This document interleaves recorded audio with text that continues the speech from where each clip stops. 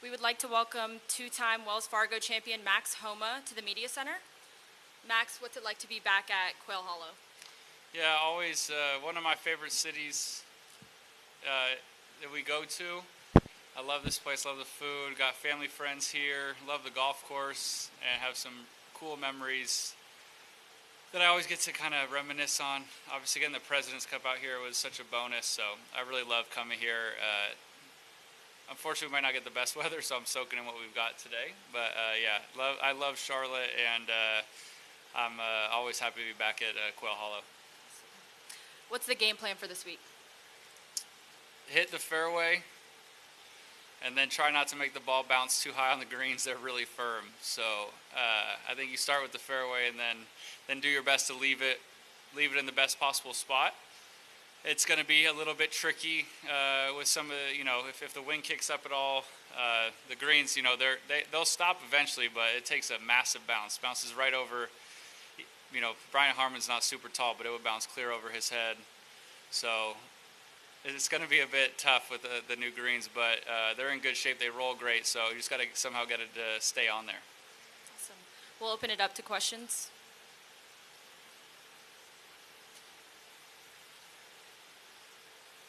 Sean in the back.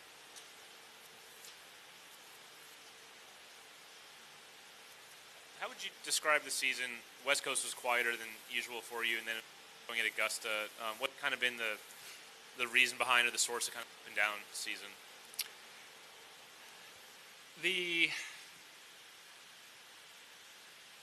pessimist side of me is very frustrated with the season. I think I've been spoiled by playing the West Coast so well pretty much every year since 2020. However, I've played the majors so bad in my whole career that the optimist side of me was thinking maybe I won't peak in February for once in the season and actually have a chance to win some majors and contend at the FedEx Cup. So, yeah, I'm pretty pleased in general that I haven't done anything this season for the most part, and I think 22nd in the points. I'm in a good spot with my golf game. I know everyone probably comes in here and says the same thing, but a game feels great. It's just haven't putted as well as last year, haven't driven it quite as well, but I've had great weeks.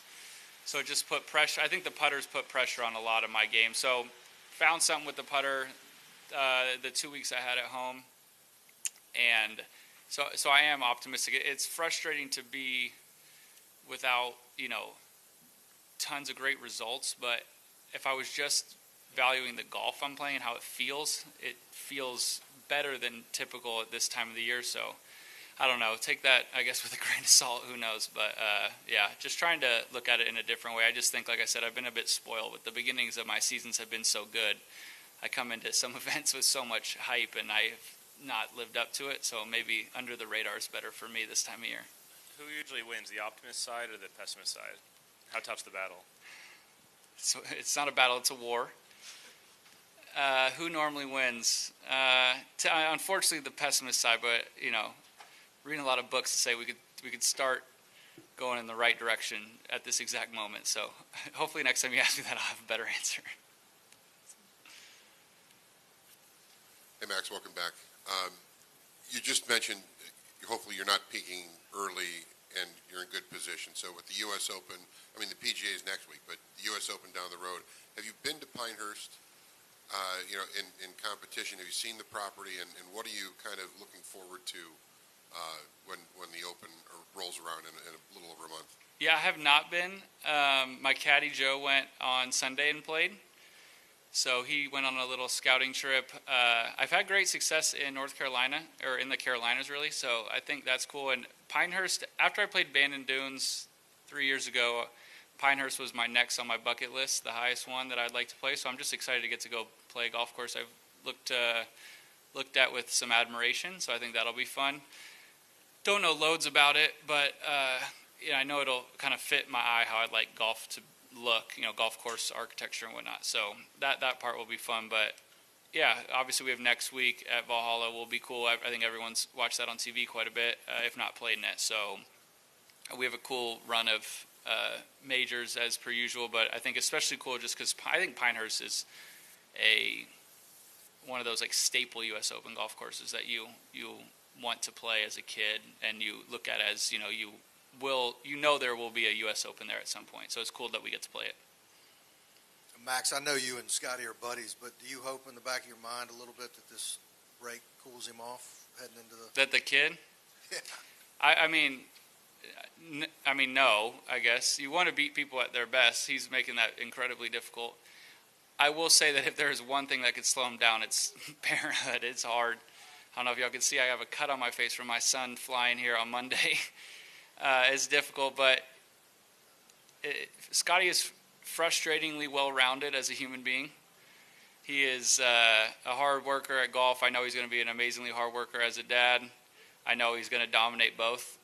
So, yeah, he's probably going to have to make some adjustments with sleep and the practice and, kind of dividing your time amongst that when you're home. On the road, I think it's a little bit easier, but at home, you get that dad guilt at times. You're at the golf course, and you want to get back and help, your wife and be around as much as you can while also trying to be, Scotty's on track to be one of the best of all time. So it'll be a learning curve, but I mean, I don't hope it slows him down.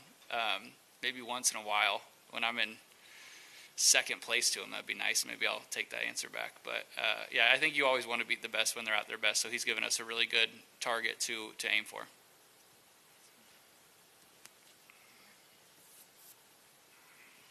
Hey, Max, there's been a lot of conversations around the PGA Tour and the policy board. Is that something that you would be interested in joining or being involved in the future with your career? Yeah, I thought a bit about it. I'm on the pack, so step one, I guess. I'm not sure. You hear so many complaints about the long phone calls. I'm around Pat a lot, and he's on the phone 24/7, working his tail off. So I'm not 100% sure. I will say I have really enjoyed being a part of the conversations about boosting the entertainment value and kind of putting the fans first. So maybe if that goes well and I feel like I have an impact, then sure. If I don't think I'm going to have an impact, then I'm not going to just do it to say I did it. I really joined the pack because amongst all the chaos that we've had the last few years in golf, I didn't want to just keep complaining about it to my friends and not really know what was going on. So since I've been on, I feel like I know a bit more, and I hope I've said some things that have helped. I'm not sure, but I guess if I could convince myself that I'm having some kind of impact, I would like to be a part of some positive change. So I wouldn't rule it out, but definitely not on my wish list from what I hear at the moment. I'm going to ask you about the other world number one, Nelly Korda. I know you played with her in Florida a couple of years ago. Surprised at all by what she's done with going for six straight? No, I remember when we played with her, I asked her while we were playing how anyone ever beats her. I've been fortunate. I've gotten to play with a few of the women on the LPGA. Allison Lee grew up with her. She's tremendous. Danielle Kang, number of others, and they're all so good when you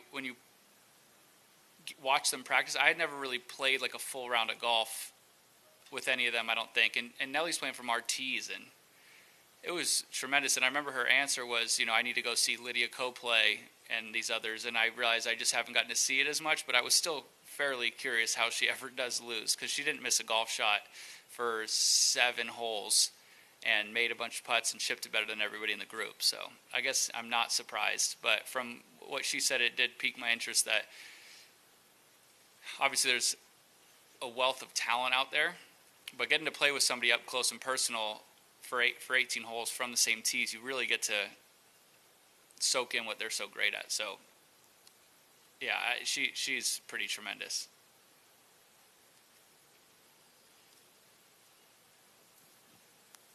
How does the new tee change? Sorry, how does the new tee change 16 here? You haven't seen it. Yeah, I guess I'm hopeful now the long guys can't fly the right bunker, because that's the problem with the old tee. If you could fly at 320, that fairway is double the size, and you're hitting way less club in. So you could swing way harder and be kind of bailed out left and right a little bit. Now it's like, I don't think anybody can fly it. I say that, and Wyndham will probably carry it, but I never really like lengthening holes. It just doesn't seem like the right thing to do, but in that case, I actually do feel like it might make it a little bit, not that it should be fair. If you hit the ball far, that's a massive skill, but it felt like you were getting an enormous reward for about like 5 to 7% of the field. So I think it makes it a little bit better. It definitely makes that second shot really unique. That's a tough second shot, so I think that's fun. I think it is one of those rare positive changes of moving a tee that far back and actually continuing to give the long guys an advantage, but kind of making them hit into a similar width fairway that the rest of us are.